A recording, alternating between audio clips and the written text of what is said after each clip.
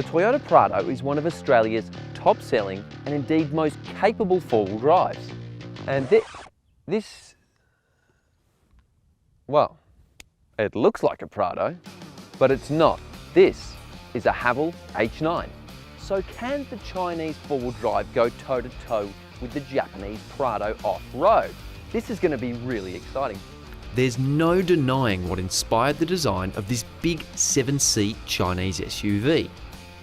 Both cars are 7-seaters, and check this out. Barn-style opening door, neat. What do you know? Another barn-style opening door.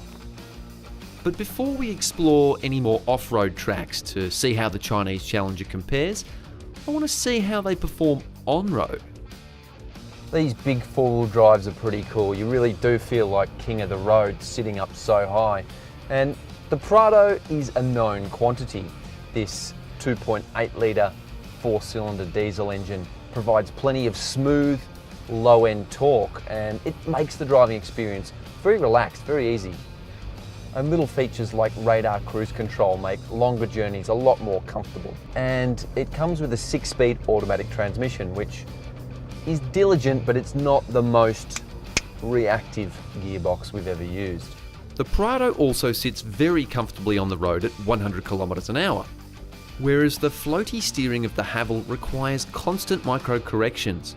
It kind of wanders left or right in its lane. Speaking of the Haval, let's take a closer look. So there's a lot to like about this Haval. It's really well presented. I love that digital dash. All of the buttons and controls look and feel much nicer than the Prado, but this central screen on a sunny day like today, it's very difficult to see.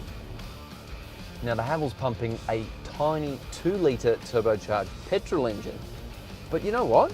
It actually goes pretty well. It's hooked up to an 8-speed automatic, which is probably a better unit than in the Toyota. It shifts a little quicker, and you also get paddle shifters. Sporty. The suspension is also a little bit softer, so it absorbs a few more of those little corrugations and ripples that you really feel in the Prado.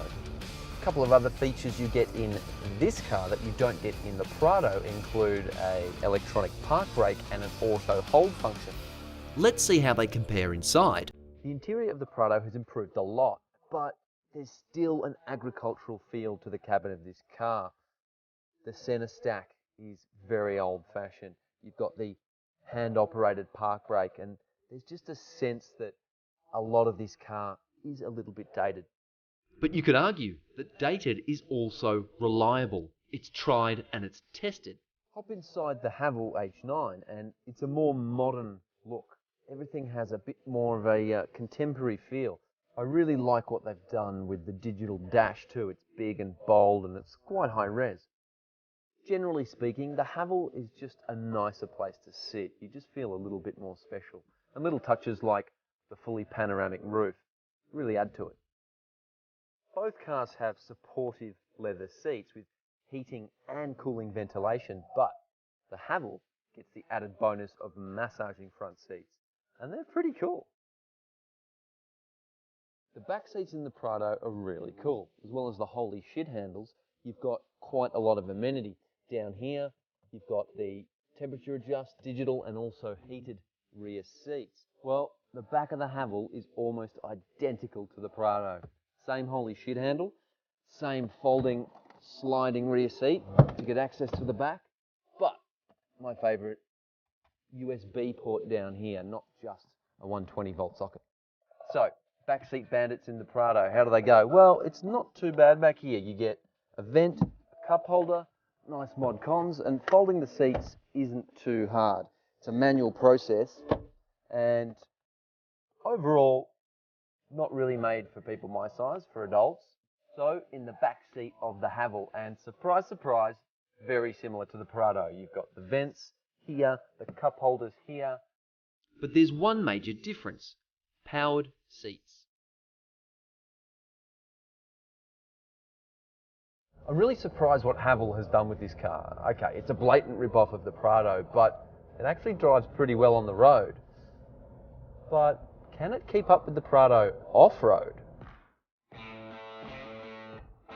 on paper, the Prado is the better mudslinger. Its approach and departure angles, not to mention ground clearance, are all demonstrably better than the Haval. Both vehicles exhibit excellent wheel articulation and high levels of traction, even in low grips. The Haval showed surprising off-road ability, although I gotta say expectations were pretty low.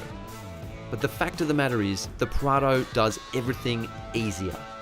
The diesel engine is better suited to off-roading than the Haval's petrol engine, and the Prado's chassis has more off-road doodads. Crawling along angled slopes, the Prado is easy to pilot, with tactful and smooth throttle response in four-wheel drive low. When the Haval is slotted into its four-wheel drive low ratio mode, the accelerator pedal feels touchy and can almost result in bunny hopping if your right foot isn't really steady.